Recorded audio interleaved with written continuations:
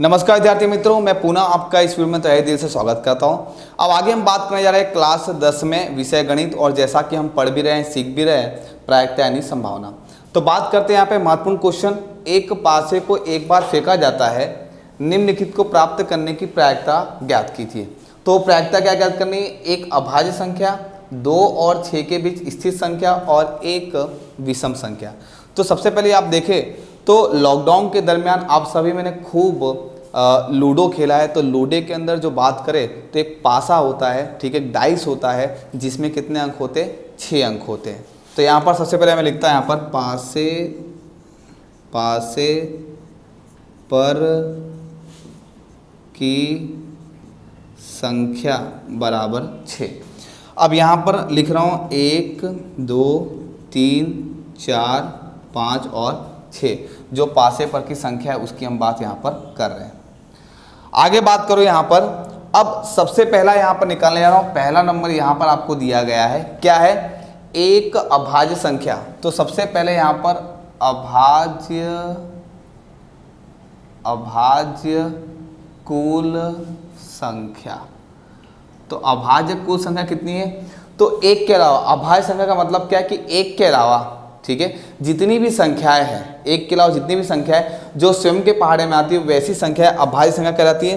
तो सबसे पहले बात करो तो 1 2 3 4 5 और 6, एक के अलावा। 2 जो है स्वयं के पहाड़े में आती है, 3 भी स्वयं के पहाड़े में आती है, 4 जो है 2 के पहाड़े में भी आती है, स्वयं के पहाड़े में आती है, तो इसको हम ले सकते नहीं है। 5 जो है वो स्वयं के पहाड़े में आती है, 6 जो है वो 2 के पहाड़े में भी आता है, 3 के पहाड़े में भी आता है, 6 के पहाड़े में आता है, तो इसको भी हम लेंगे नहीं। तो कौन कौन संख्या होगी? 2 3 और 5, 2 3 5। तो कुल कितनी संख्या हो गई आपके पास? 3 हो गई है।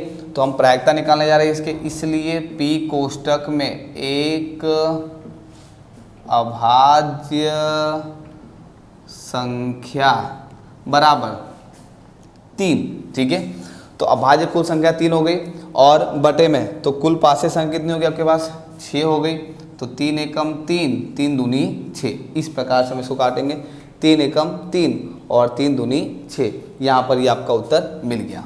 अब आगे बात करते हैं यहाँ पर दूसरे की। तो दूसरा क्या बोला आपको?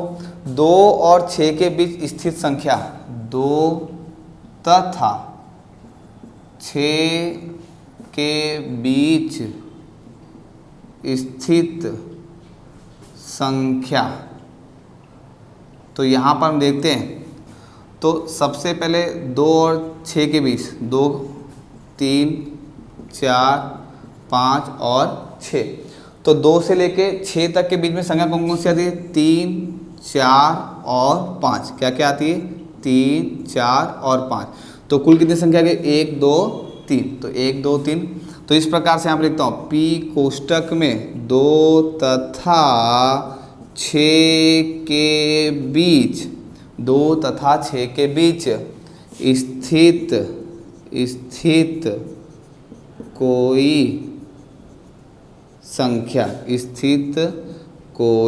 संख्या।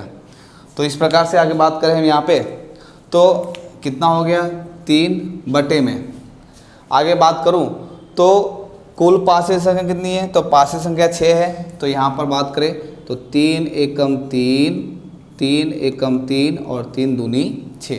तो यहाँ भी कितना उत्तर आ गया आपके पास यहाँ पर? तो 1/2। अब आगे हम बात करते हैं यहाँ पर तीसरा नंबर जो है। तो तीसरा नंबर आपके पास है विषम संख्या। क्या है? विषम संख्या। तो मैं यहाँ पर लिखा हूँ विषम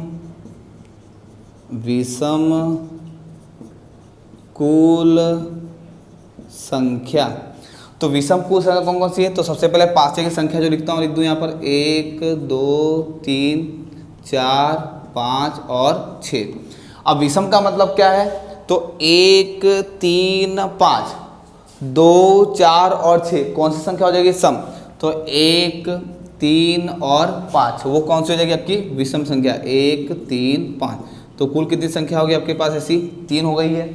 तो इस प्रकार से आगे इसको हल करो। तो यहाँ पर मैं हल करता हूँ, ठीक है। यहाँ पर मैं इसको लिखता हूँ, तो कैसे लिखेंगे इसको यहाँ पर? इसलिए P कोष्टक में विषम संख्या बराबर कितना हो गया यहाँ पर 3 बटे पासे संख्या कितनी है यहाँ पर 6, तो 3 एकम 3, 3 दूनी 6।